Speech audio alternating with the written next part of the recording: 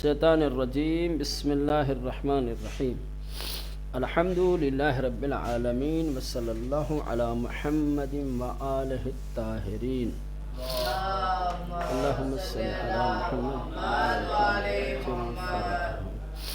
چلے آج جو ہے آپ لوگوں کو الفاظ اور معنی سے ہٹ کر کے ٹھیک کچھ ضمیروں کے بارے میں، افعال کے بارے میں، مصدر کے بارے میں دیکھتے ہیں. وقت میں جتنی گنجائش ہوگی انشاءاللہ آپ لوگوں کو کچھ بتایا جائے گا، کچھ سکھایا جائے گا. سب سے پہلی چیز آج جو ہے آپ کو بتائیں گے مصدر کے بارے میں. کیا ہے مصدر؟ مصدر کے بارے میں اس لیے بتا رہا ہوں کہ فارسی زبان میں اور عربی میں بھی جو افعال بنائے جاتے ہیں وہ کہاں سے بنتے ہیں؟ مصدر سے بنتے ہیں. ٹھیک، افعال کہاں سے نکلتے ہیں، کہاں سے بنتے ہیں؟ مصدر سے نکلتے ہیں. لہذا مصدر کا جاننا ضروری ہے. مصدر کیا چیز ہے؟ مصدر ایک ایسا کلمہ ہے جو کسی کام کے کرنے یا ہونے پر دلالت کرتا ہے، جو کسی کام کے ہونے کو بتاتا ہے، کسی کام کے کرنے یا ہونے کو بتاتا ہے. جیسے کہا جائے لکھنا، پڑھنا، سونا، جاگنا، ہنسنا، کھیلنا، کودنا، لکھنا، پڑھنا. ٹھیک ہے نا. ہماری اردو زبان میں نا جو آتا ہے نا، یہ مصدر کی پہچان ہے. نا، کھانا، پینا، سونا، جاگنا.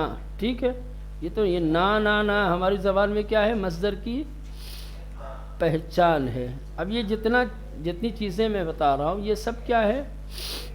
کھانا، پینا، سونا، جاگنا، یہ کام ہے سب. ٹھیک ہے، کسی کام کا کرنا یا ہونا.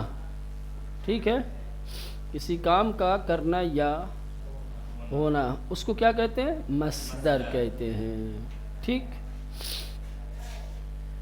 فارسی میں مصدر کی پہچان کیا ہے؟ فارسی زبان میں مصدر کی پہچان یہ ہے، اگر کسی کلمے کے آخر میں دن یا تین تن، اگر کسی کلمے کے آخر میں دن یا تن ہے تو یہ دن اور تن بتائے گا آپ کو کہ یہ مصدر ہے. اگر کسی بھی کلمے کے آخر میں دن یا تن ہوگا تو اس کلمے کو کیا کہا جائے گا؟ مصدر. جیسے مثال کے طور پہ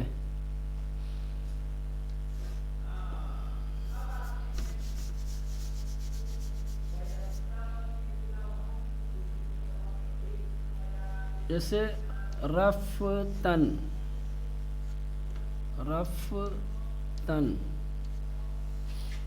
کیا ہے؟ رفتن. گریستن.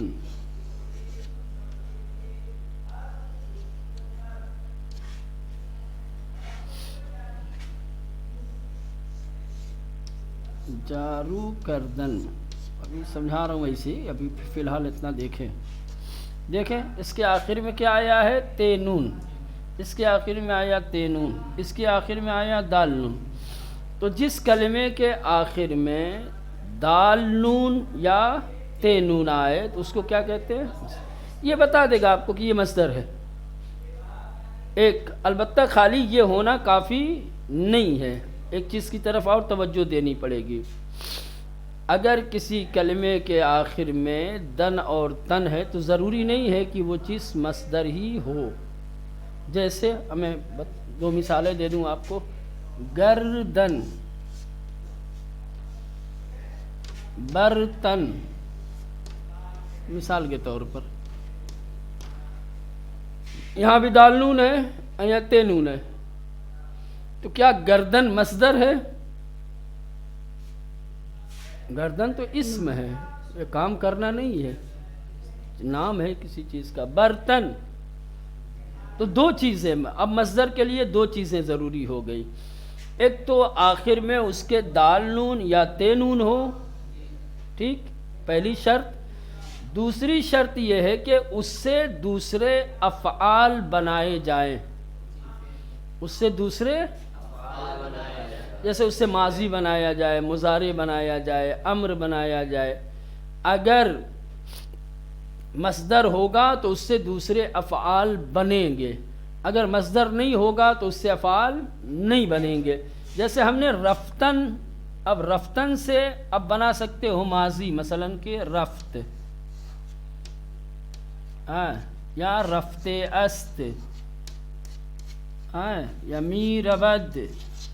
اب یہ سمجھائیں گے سب کو، ابھی فی الحال اب مثال پہ غور کریں۔ رفتن سے یہ بن گیا، یہ فعل رفت فعل ماضی یعنی وہ گیا، رفت است ماضی قریب، می رود یہ فعل مضارع ہے۔ گرستن سے بھی بن جائے گا، جارو کردن سے بھی بن جائے گا، لیکن گردن سے نہیں بنے گا، گردن سے نہیں بنے گا، برتن سے فعل نہیں بنے گا۔ ہاں، تو خلاصہ کلام یہ ہوا کہ فارسی میں مصدر کی پہچان یہ ہے کہ کلمے کے آخر میں دن یا تن ہو ایک دوسرے، اور اس سے دوسرے افعال نکلتے ہوں یا بنتے ہوں۔ لہٰذا مصدر کے لیے دو چیزیں ضروری ہو گئیں، ایک کیا ہے، دن یا تن ہو، ٹھیک، دوسرے افعال اس سے بنائے جائیں، دوسرے افعال اس سے نکلتے ہوں یا بنتے ہوں، ٹھیک، تو وہ مصدر ہو جائے گا۔ وہ کیا کہلائے گا، مصدر۔ جب مصدر ہوگا تو معنی کیا دے گا، جیسے ہماری زبان میں کہتے ہیں نا نا والا، فارسی میں اس میں رہے گا دن تن تن تن تن، یہ رہے گا آخر میں آئے گا، ٹھیک ہے، لیکن ہم جب اس کا ترجمہ کریں گے تو اسی میں نہ آئے گا۔ جیسے کہیں گے گفتن، گفتن یعنی کہنا، رفتن یعنی جانا، شنیدن یعنی سننا، نوشتن یعنی لکھنا، خریدن یعنی خریدنا، خریدن، یہ سب مصدر ہے، یہ سب کیا ہے، سب کے آخر میں یا دال نون ہے یا تا نون ہے، اور اس سے دوسرے افعال بھی بنتے ہیں۔ اب یہ سمجھ میں آ گیا، مصدر، مصدر آپ لوگوں کو دکھائی دے رہا ہے یا دیکھنا ہے، آپ لوگوں کو لکھنا ہے یا سمجھ میں آ رہی ہے بات؟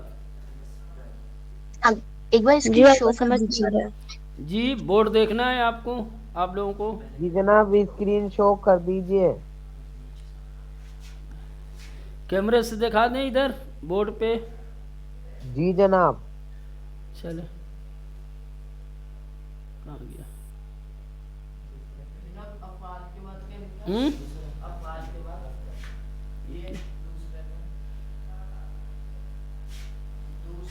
اسے رک کیوں گیا، کیوں چلا گیا؟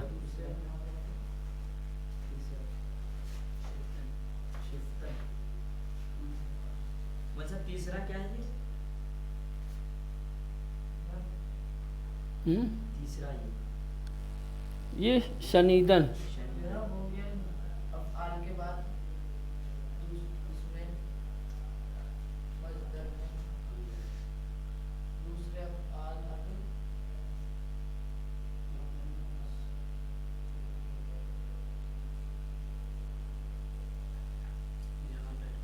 تو نہیں ہو پا رہے۔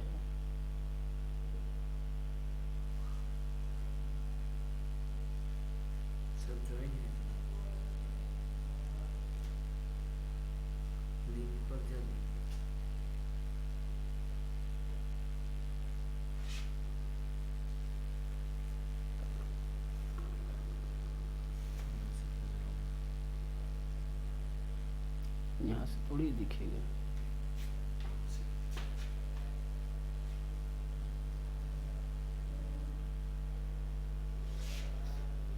یہ بڑا کیسے ہوگا؟ چلیں، باہر صورت، یہ تو الٹا دکھ رہا ہے ان لوگوں کو، सीधा कैसे दिखेगा?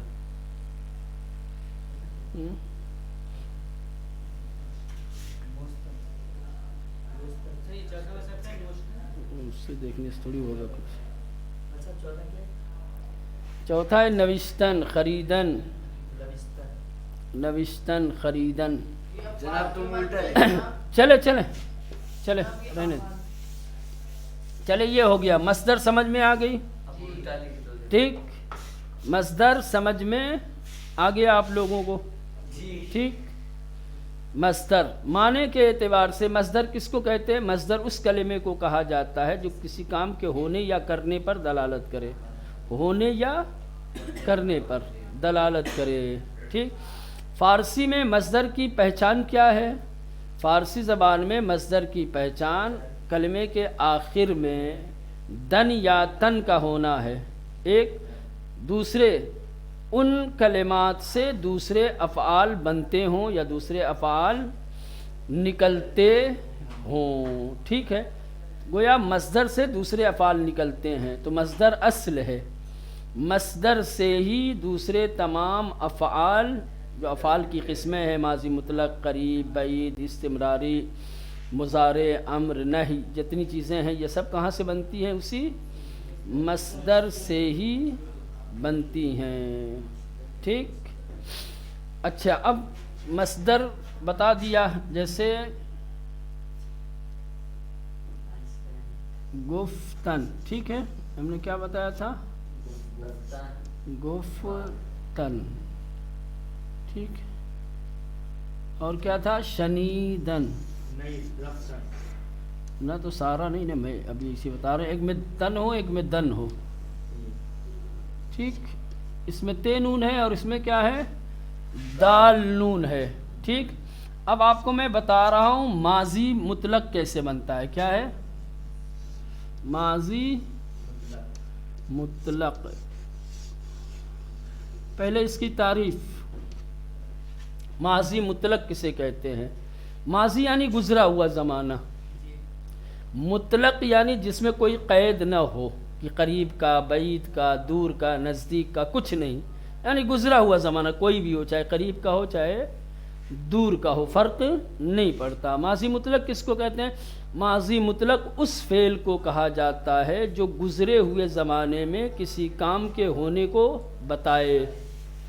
गुज़रे हुए ज़माने में किसी काम के होने पर दलालत करे तो उसको कहा जाएगा माजी मुतलक। गुज़रे हुए ज़माने में किसी काम का होना, उसको कहेंगे क्या? माजी।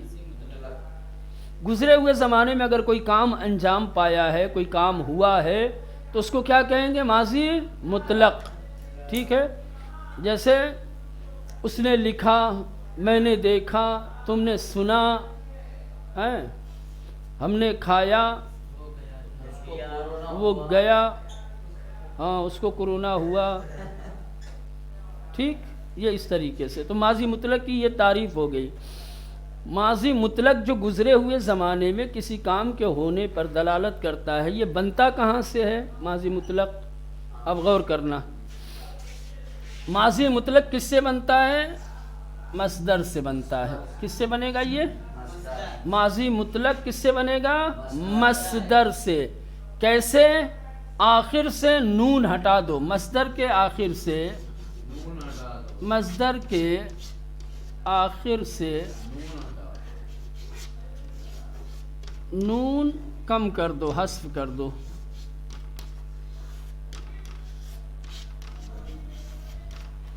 मस्दर के आखिर से जब नून हस्फ कर देंगे तो गुफ्तन से नून निकाल दोगे तो क्या बचेगा?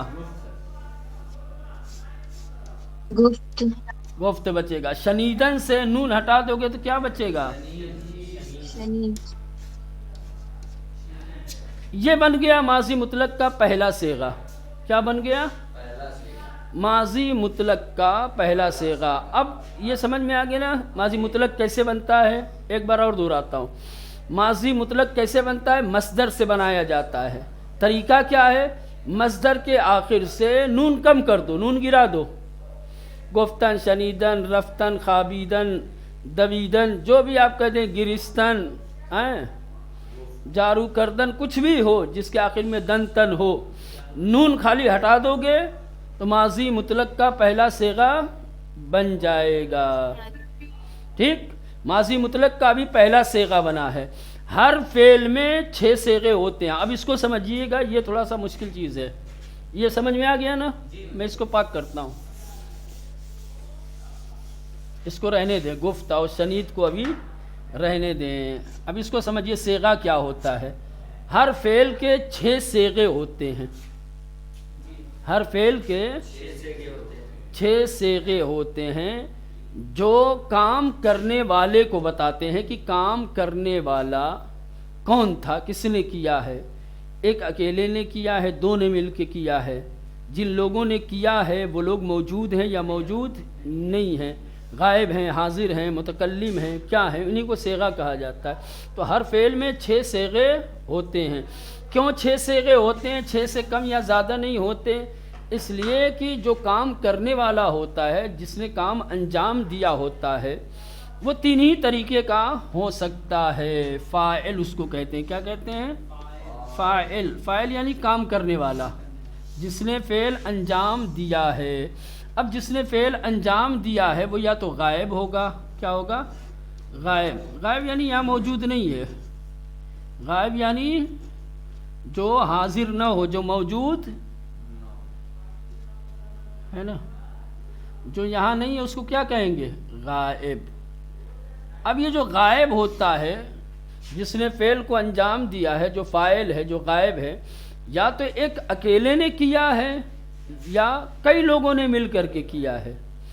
اگر ایک اکیلے نے کیا ہے تو اس کو کہیں گے واحد غائب. کیا کہیں گے؟ ہاں، ایک اکیلے نے کیا ہے، فاعل غائب ہے اور اکیلا کام کرنے والا ہے. اور اگر کئی نے مل کر کے کیا ہے تو اس کو کہیں گے جمع غائب. کیا کہیں گے؟ جمع غائب. ٹھیک. اسی طریقے سے فاعل ہو سکتا ہے کہ حاضر ہو. حاضر یعنی موجود. حاضر. حاضر یا اس کو مخاطب بھی کہتے ہیں. کیا کہتے ہیں؟ حاضر یا مخاطب، یعنی جو موجود ہو، جو حاضر ہو. جیسے آپ لوگ ابھی موجود ہیں، آپ لوگوں کو حاضر کہا جائے گا اور مخاطب کہا جائے گا. کیا کہا جائے گا آپ لوگوں کو؟ حاضر یا مخاطب. اب یہ ہاں، جو فعل انجام دینے والا ہے وہ حاضر ہے یا مخاطب ہے. تو یہ یا تو ایک اکیلے نے کام کیا ہے یا ایک سے زیادہ نے کیا ہے. تو کیا کہیں گے؟ واحد حاضر.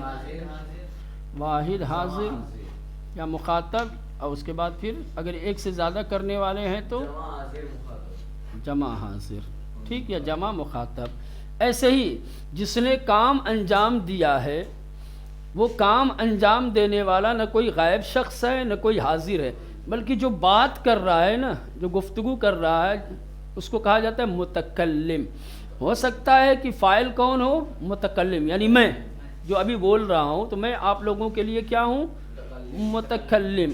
تو متکلم بھی کبھی ایک ہو سکتا ہے، کبھی ایک سے زیادہ ہو سکتا ہے. تو اس کو کہتے ہیں غائب، حاضر، متکلم. متکلم یعنی گفتگو کرنے والا، کلام کرنے والا. اب یہ متکلم بھی کیا ہے؟ واحد ہو سکتا ہے اور جمع ہو سکتا ہے.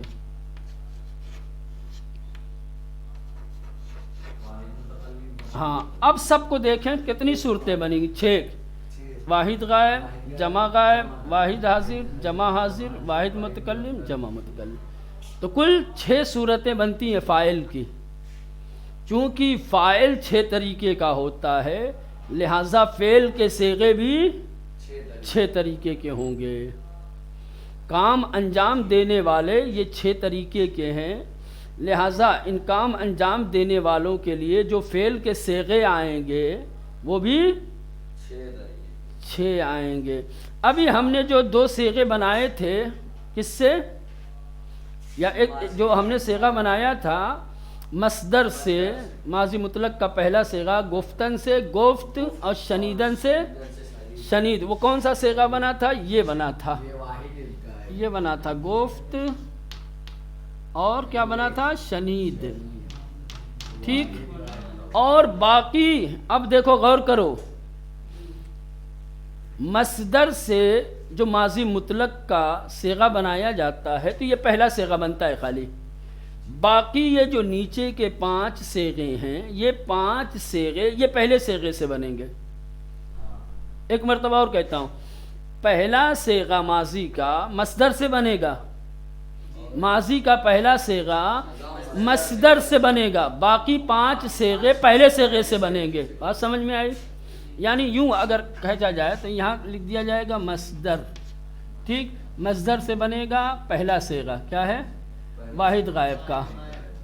واحد غائب. ٹھیک. اس کے بعد واحد غائب سے باقی 5 صیغے، باقی جمع غائب. 5 صیغے. اچھا، تو یہ تو بالکل آسان تھا پہلا صیغہ بنانا. مصدر کے آخر سے نون گرا دیا، پہلا صیغہ بن گیا، کچھ کرنا ہی نہیں تھا. لیکن یہ جو 5 صیغے ہیں یہ کیسے بنیں گے یہ آپ لوگوں کو سمجھنا ہے، اور اس کو کل انشاءاللہ سمجھائیں گے. نون آئے گا نا جناب 5 میں بتاؤں گا کہ کیا آئے گا کیا نہیں آئے گا. ٹھیک.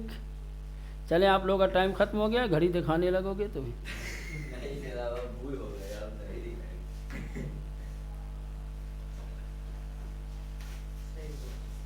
کہاں چلا گیا؟ خدا حافظ. کٹ ہو گیا کیا؟ نہیں تو ریکارڈنگ مت. نو اس میں